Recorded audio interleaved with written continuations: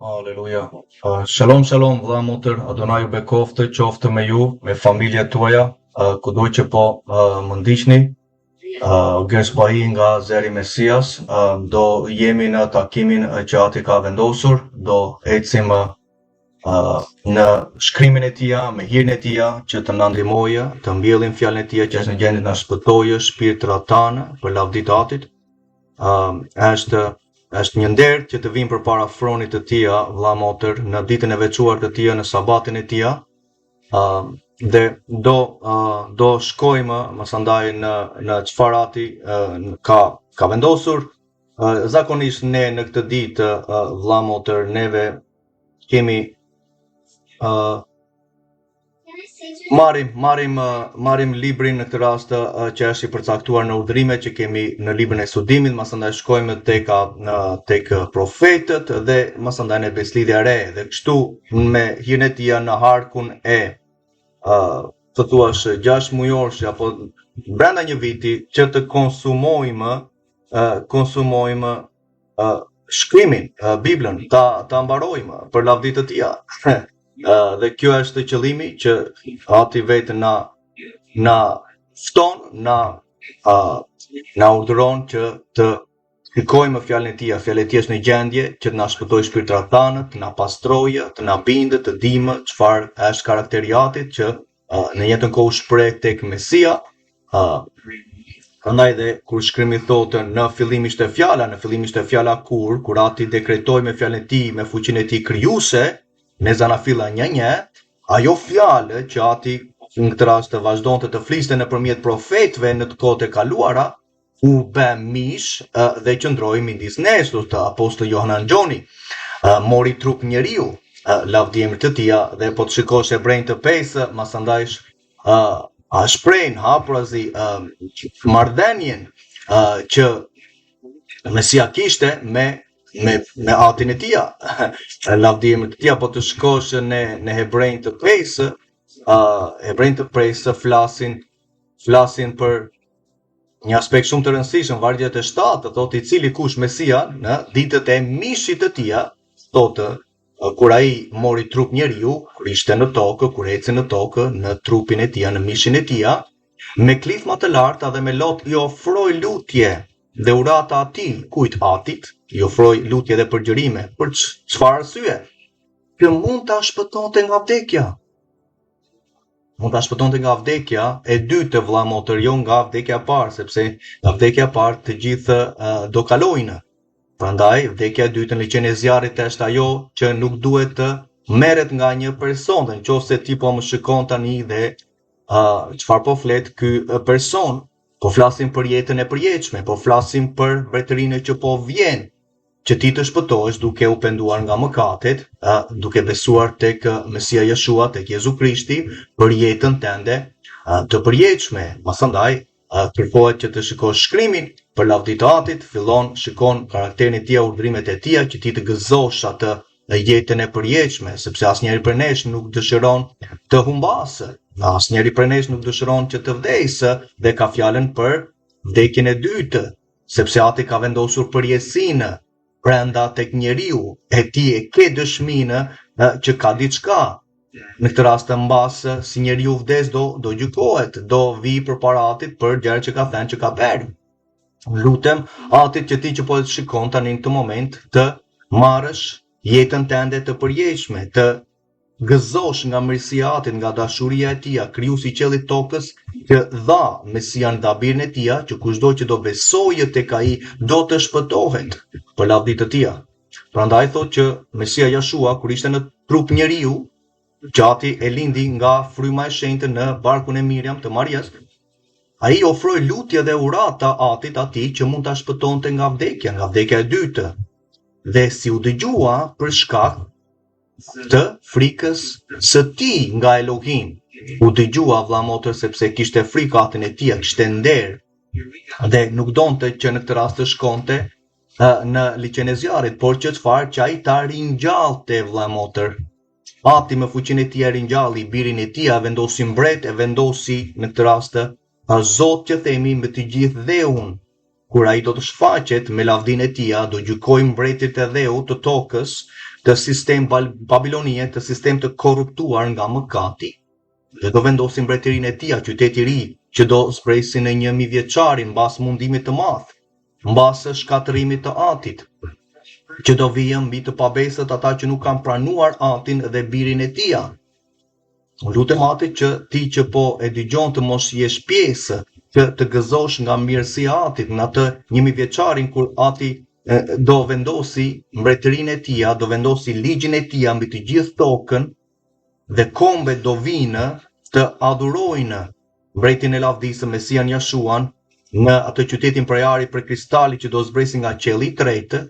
Dhe për ju që jeni në beslidhjen e Mesias, lutem Atit që ti të bësh përgatitjen tënde.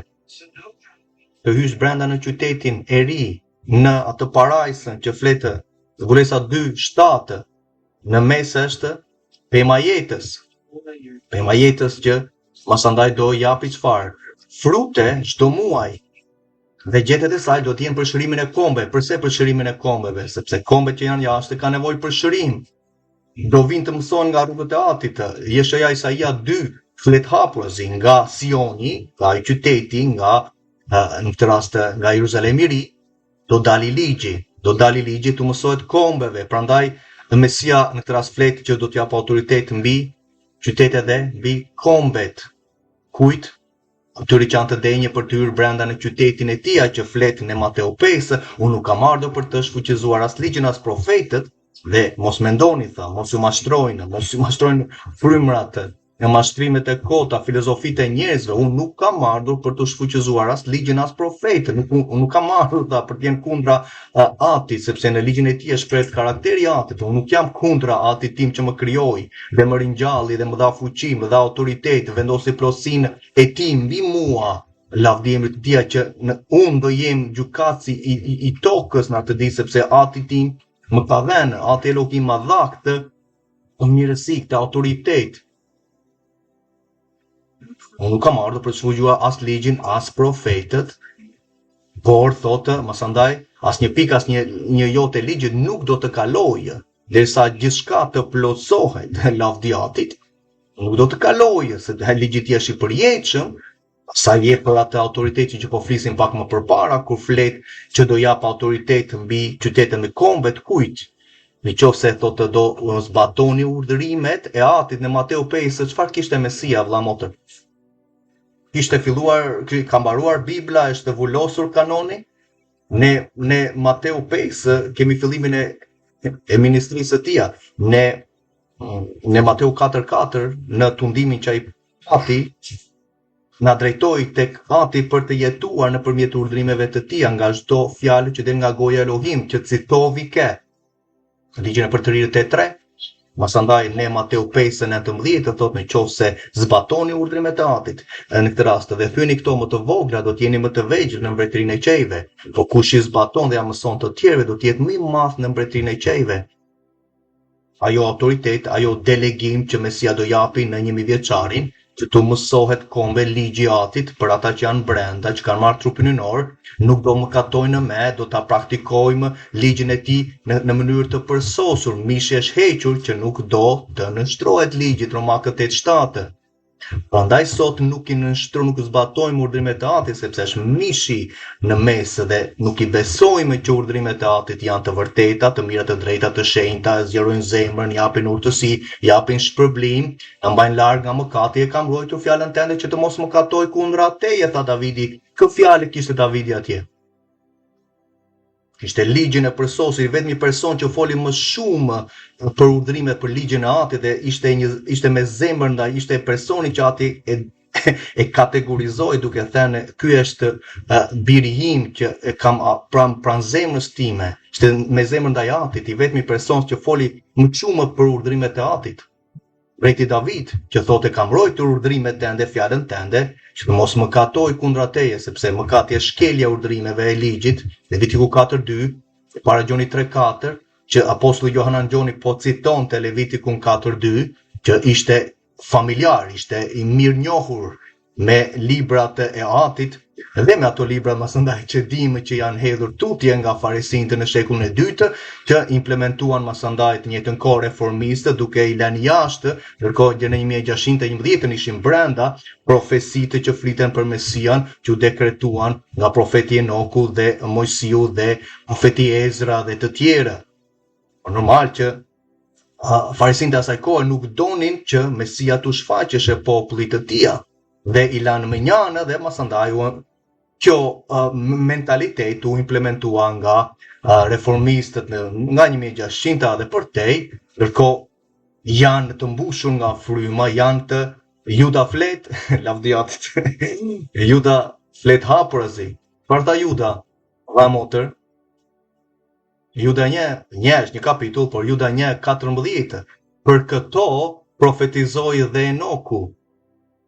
I shtati nga Adami duke thënë Jahve vjen me një mirat të tij të shenjtë për të bërë gjyqin kundër të gjithëve dhe për të bindur të gjithë të pabesët në mes të tyre për të gjitha veprat e paudhësisë, paudhësia që është mëkat, shkelje e ligjit e vazhdueshme, për të gjitha veprat e paudhësisë, për të gjitha fjalët fyese që mëkatarët e pabesë folën kundra tij.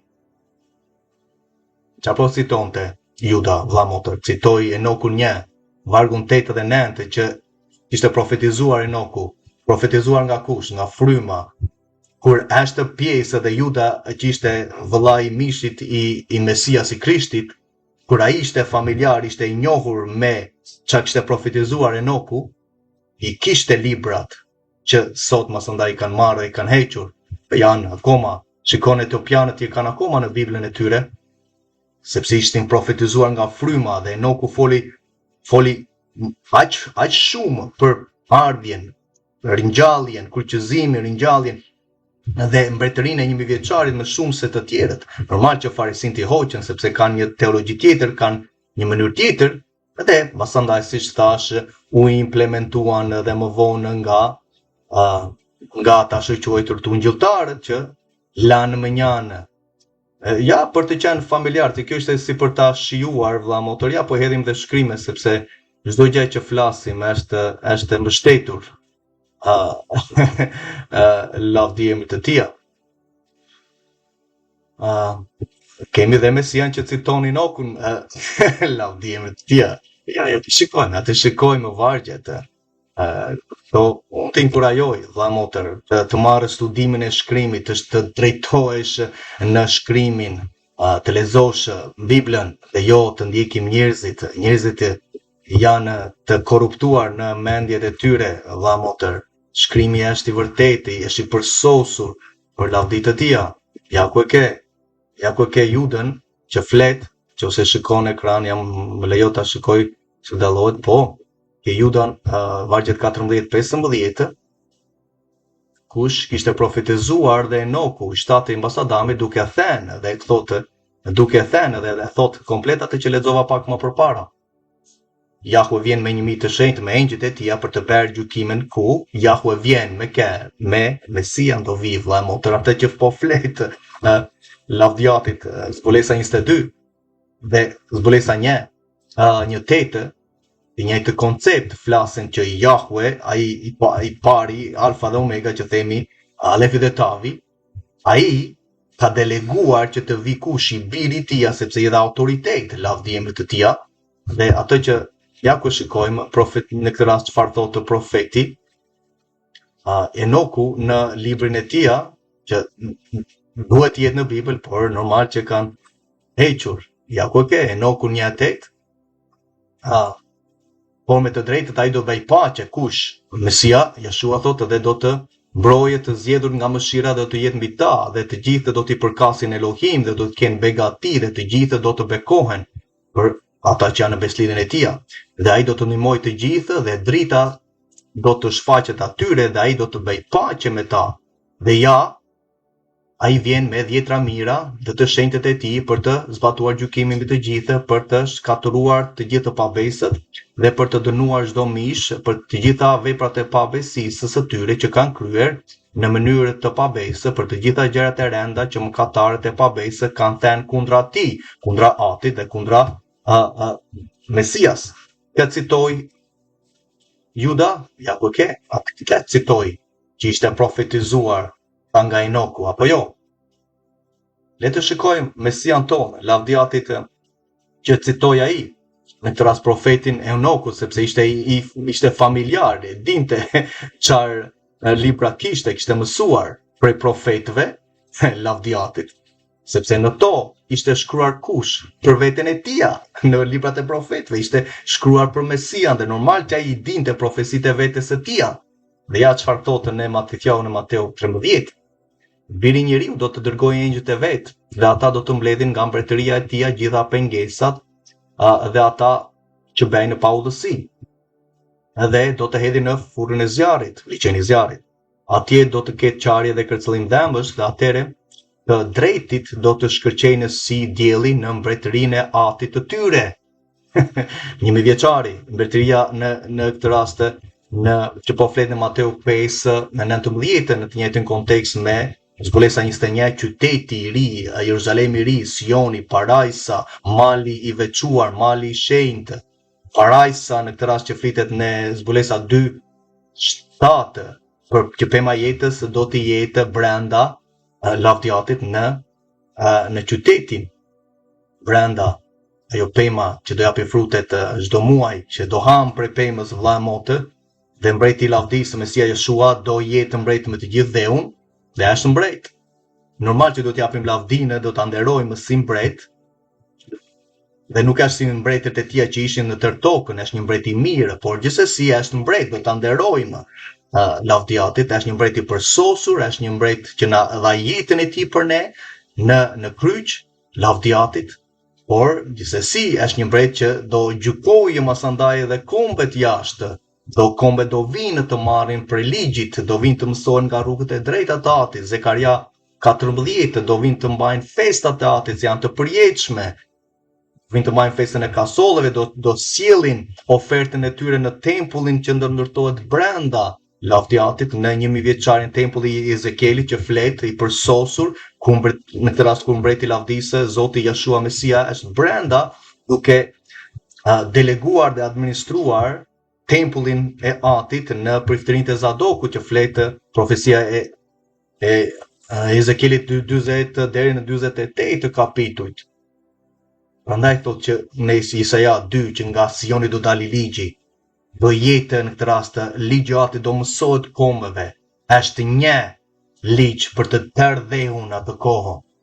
Tani normal që kanë ligjet e tyre, korrupsionet e tyre, prandaj vëlla motër bëj përgatitje në zemrën tënde, bëj përgatitje që të hysh në atë mbretërinë për lavditë të tia. Do vazhdojmë në dita e veçuar e tia, lavdiatit që shpenzohet kohë në asamblenë, mbledhja e veçuar, dita e sabatit, punohet 6 ditë në atë ditë, siç e dimë. Dhe gjithë shtëpia jote thotë do të pushojë, ditë pushimi, veçohesh me atin, veçohesh për lavdinë e tij. Merr pjesë dhe vazhdon të rinovosh beslidhjen tënde. Çdo javë është festa e tij, është një nga festat e tij, Levitiku 23, që Mesia praktikoi për 33 vjet me apostujt. Ne do të shikojmë të gjitha strukturat mashtruese, gënjeshtrat që kanë implementuar në 300 në 400, që ti të kuptosh vëlla motër kur vëllai flet për disa aspekte, i flas sepse ka evidenca të këshillave të tyre që kanë implementuar dhe kanë vazhduar masandaj të implementohen nga denominacionet. Nuk jemi një ministri që ka pjesë e një denominacioni, jemi pjesë e ndjekjes së atit të Mesias, lavdiatit, dhe birit të tij në frymën e shenjtë, në shkrimin e tij dhe vendosin prioritet shkrimin, jo njeriun, jo doktrinat që kanë vazhduar të implementohen nga njeriu. Çfarë thot shkrimi, mundohemi në të mirën tonë të mundshme ta zbatojmë, të pëlqejmë karakterit të atit, dhe kur ati flet për urdhrimet e tij që janë të përjetshme, Psalmi 119, 152, 160, dekretet e tij janë të përjetshme, i ka dekretuar nga goja e tij. Dëshiron të identifikohesh me karakterin e atit. Kur Efezianët 5:1 flasin që si bitë dashur të jemi imitues të atit Elohim. Tani, logjika ime vëlla motër më drejton që duhet të jem imitues i atit tim, të sjelljes së tij së përsosur, sjelljes së tij të drejtë, kur ai pushoi në ditën e 7, punoi 6 ditë dhe pushoi në ditën e 7, unë do ndjek atin tim sepse në të njëjtën kohë po ndjek dhe Mesian që ai ndoqi atin e tij, zbatoi urdhrimet sabatin e atit. Do ndjek shkrimin, do ndjek karakterin e atit. Nuk do ndjek njerëzit e prandaj vllai të inkurajon që të ndjekësh shkrimin për atë që thotë. Dhe mos futim mendjet tona, filozofit tona brenda shkrimit, sepse ndotim shkrimin në atë mënyrë. Jahwe krijoi qiellin e tokën, detin dhe gjithçka që ishte në to dhe në ditën e sabatit ai pushoi. Prandaj vlla motër, Ati tonë, krijuesi i qiellit tokës, e ka bekuar atë ditë, ditën e shtunë, ditën e sabatit, që tani për juve hyri perëndimi, fillon që të premten në perëndim dhe në të premten e të shtunës. Kjo është mënyra llogaritet pra dita biblike. Sot ke kalendarin pagan të Papa Grigori 13 që mbajnë, si ashtu quajtur denominacionet dhe besimtar dhe bota kanë të njëjtën gjë, me të njëjtat festa. Po ndjekim, po jemi imitues të atit Elohim, vëlla motër. Kur ne para Korintasve 11 flasim, kur apostulli Shaul Pali thotë, të më ndiqni mua, thotë, siç unë jam imitues i Mesias. Po jep çfarë? Strukturën, ati, Mesia, masandaj njeriu, apostulli që dha dhe në fund fëmijët. Kur apostulli thotë jemi imitues të Mesias që Mesia këndoqi atin e tia, sepse u shfaq për sosmëria atit në mish njeriu, dhe thotë shkrimi që fjala, Gjoni 1, ajo fjala që ati kishte dekretuar në fillim, kur krijovi fuqia e tij krijuese, mori mish, mori trup njeriu dhe shfaq lavdia e atit, dhe ne kur shikojmë Mesian kemi parë atin. Prandaj tha, po ti tha, Tomas e tha, ma trego atin, i tha, ja, nuk më ke parë mua, tha, po më shikosh mua, ke parë atin, dhe kishte fjalën për sjelljen që kishte, për shfaqjen e karakterit të atit. Por Mesia nuk është ati Jahwe, vlla motër, është i biri i tij. Është mbreti i lavdisë në këtë rast që do shfaqe që ati ka dhënë tërësinë, plotësinë, autoritetin e plotë për të na ringjallur dhe neve në qoftë se çfarë do jemi bindës. Prandaj po shikonim ne Hebrejnë të 5, që ai çfarë është autor, ai është autor që veprojnë si shpëtimi të përgjithshëm për të gjithë ata që i binden. Hebrejnë të 5 vargu 9. Kur Mesia u lut dhe u përgjërua me Lot që ati ta ringjalte në ditën e 3, a nuk duhet që ti dhe unë duhet të lutemi atit të kemi frikën ndaj atit që është fillimi i urtësisë dhe kuptueshmëri të mirë kanë ata që zbatojnë urdhrimet e tija, sepse ato urdhrimet na bëjnë pjesë, na futin brenda në mbretërinë e tija, mbasi neve kishim besuar, vulosëm me frymën e shenjtë të premtimit, mbasi erdhëm në dinisë të vërtetës. A nuk duhet të nderojmë gjakun e beslidhjes me të cilën ati na veçoi, na pastroi fillimisht nga mëkatet e kaluara, sepse ishim në idhujtari, pa shpresë, pa Mesian, pa Elohim, na bëri pjesë në beslidhjen e tija me popullin e tija, në një Tora, në një ligj, në një kushtetutë, në urdhrimet e tija të përjetshme, siç është karakteri i tij i përjetshëm, dhe çfarë praktikojmë neve sot? Zemra qanë. Kam tër javën që vetëm meditoj për çfarë praktikohet, dhe është një mbrengë, është një peshë që vetëm ati e di çfarë ndodhet në zemrën time. Për gjërat që dëgjojmë, për atë miqësinë që kërkoj me vëllezërit e motrat, që të mësojmë që të hyjmë në portat e lavdisë, vëlla motër.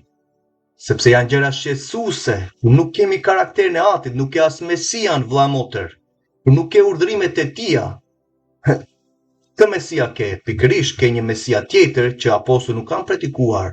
Unë besoj hiri dashuria kaq, hiri dashuria na drejton të zbatojmë urdhrimet e atit. Në para Gjonit 5:3, kjo është dashuria për kufizimi biblik, vëlla motër. Që të zbatojmë urdhrimet e tija që ishin dhënë para se unë e ti në këtë rast të hynin me beslidhjen. Sot kemi krijuar neve urdhrimet tona, festat tona. Jo se u krijuan nga ty dhe nga mua, ishin krijuar në 300-ën, 400-ën, vëlla motër. Dhe të implementuan masandaj dhanë, edhe vazhduan Vazhduan, vendosim pemë, vendosim vitin e ri, vendosim vezët, vendosim çdo lloj mënyre pagane, katolike, ortodokse që kanë implementuar vetëm fryma e vdekjes. Prandaj sot në asamble ke vdekjen frymërore, sepse kanë lënë me njanë urdhrimet e Atit dhe ku le karakterin e Atit që është ligjit i përsosur e le jashtë ekuacionit brenda në ata asamble ku ti je, asandaj normal që kanë hyrë frymrat e tjera. Ja të shikojmë dhe kemi sot përpara, kemi plot prej tyre që ti unë lutem Atit të mos largohesh vëlla motër, qëndro të marrësh të vërtetën për lavditë të tia. Sabati është nga festat e tia vëlla motër. Është një festë çdo javë që e ke që ti përgatitesh në të premten, në darkën e të premtes me familjen tënde, lavdi Atit dhe mbledh ti vëlla mbledh gruan, fëmijët i bekon masandaj. Dhe kur fletën në proverbat, në fjalët e urta 31, që fëmijët e saj do ngrihen ta bekojnë ke nenën, apo në Psalmi 130 mos gaboj që janë mbledhur si drunj ullin rreth tryezës tënde, do ngrihen ta bekojnë në atë ditë, dije në këtë rast, në darkë, ngrihen ka fëmijët dhe bekojnë nenën e tyre. Dhe normal që ti si prifti shtëpisë tënde bekon gruan, bekon fëmijët, lavdëron Atin në festën e tij të përjetshme. Se sabati është i përjetshëm vëlla motër. Është një beslidhje e përjetshme që kremtohet brez pas brezi për lavditë të tij. Është një shenjë e përjetshme, një shenjë frymërore, prandaj është e lidhur me zbulesën 14, 11 dhe 12, se në 11 ka një shenjë tjetër. Bisha, figura, damka e saj, dhe në vargun 12 kemi Eksodin 31, është janë urdhrimet dhe besimin tek Jashua, janë urdhrimet e Atit dhe besimin tek Jashua, Mesia, Krishti, lavdi Atit do thot Kristos, i vajosuri. Vazhdojmë vëlla motër. Ja të shikojmë Mesian Jashuan çfarë tha vëlla motër. Karakteri i tij. Ti e shikon në ekran. Ndodhi në Lukas 14:1, ndodhi ndërsa ai hynte në shtëpinë e njërit prej kreve të farisinëve për të ngrënë bukën ditën e kujt? Ditën e sabatit. Hyri për të ngrënë, për të miqësuar, të thyente bukën, sepse shumë prej farisejve vëlla motër besuan, jo sepse masandaj keq kuptohet. Ishin saducejt ata që në këtë rast normal që u bashkuan dhe me farisejt, po që e kryqëzuan masandaj sepse nuk donin dhe i bën gjyqin, i bën natën kundra ligjit, sepse Këshilli i Sinedrit që këta ishin pjesë, 72 të tyre mblidheshin gjatë ditës. Dhe po të flasësh dhe komunikos sot në Izrael për në këtë rast për mënyrën si, sepse ka evidenca, sepse Josifus ishte një farisej që besonte tek Mesia, ka shkruar librat e tij në atë kohën e tempullit, në kohën e Mesias çfarë ndodhi, dhe janë bien dakord që u kryqëzua padrejtisht. Dhe bën gjyqin natën në të rast kundra ligjit. Mesia po miqësonte në ditën e sabatit, në ditën e parë të javës. Përse përmenden këto vargje, përse janë shkruar vargje specifike, apo Ati harroi në këtë rast dhe nuk ka vendosur me autoritetin e tij vargje të saktuara që ishin brenda në shkrimin? Normal që vendosi. Më vonë kemi të njëjtin koncept.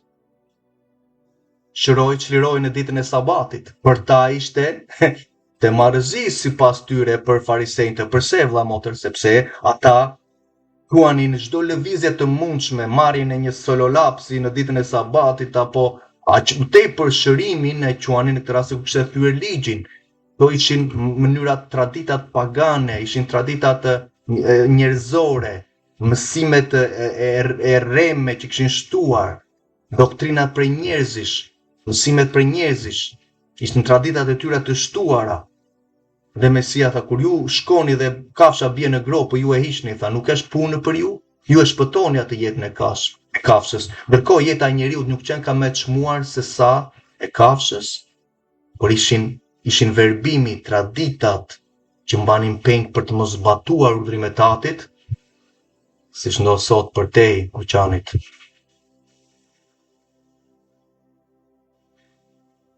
Ja çfarë flet Mesia jonë për për urdhrimet, për ligjin e Atit.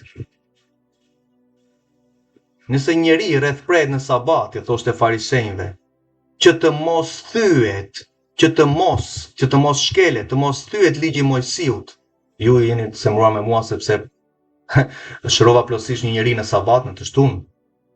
Thoshte kur ju rreth preni, thot sipas ligjit që duhet ta bëni, një njeri thotë e bëni ajo akti në këtë rast që merrni, në këtë rast për ju nuk qen ka punë, por ndërkohë e bëni që të mos thyet ligji i Atit tim, thot, që në zemëruar sepse unë shërova një njeri në ditën e sabatit, që të mos thyet vëlla motër. Kur një njeri rreth pret në sabat apo në çdo ditë tjetër, është për tu bërë dhe thotë dhe ju se bëni në ditën e sabatit, që të mos thyet ligji Torahun në këtë rast që quhet nga ana hebraike li.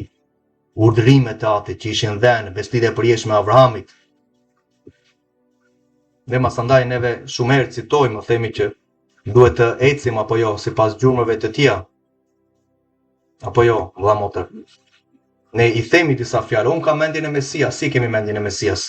Duke shkelur ligjin e Atit? Mendja e Mesias kush ishte vëlla motër? Te mendja e frymës e Atit, sepse kush mund ta njohë në këtë rast të mendjen e tij, vetëm se fryma që ndodhet brenda tij, thot shkrimi në Korintas apo jo. Kështu dhe ne për të ditur mendjen e Atit, do të shikojmë frymën, që fryma që ishte brenda në Mesia. Në këtë mendjen e Mesias kemi mendjen e Atit. Apo jo, unë e Ati jemi njëtha, jemi në harmoni, jemi në njëjtin qëllim, në njëjtin plan. Jemi një në kuptimin e harmonisë Ati dhe i birit tia. Nuk janë në njëjti person, vëlla motër, si s'dalin sot me mësimet e filozofit katoliko-pagane të 300-400-ës.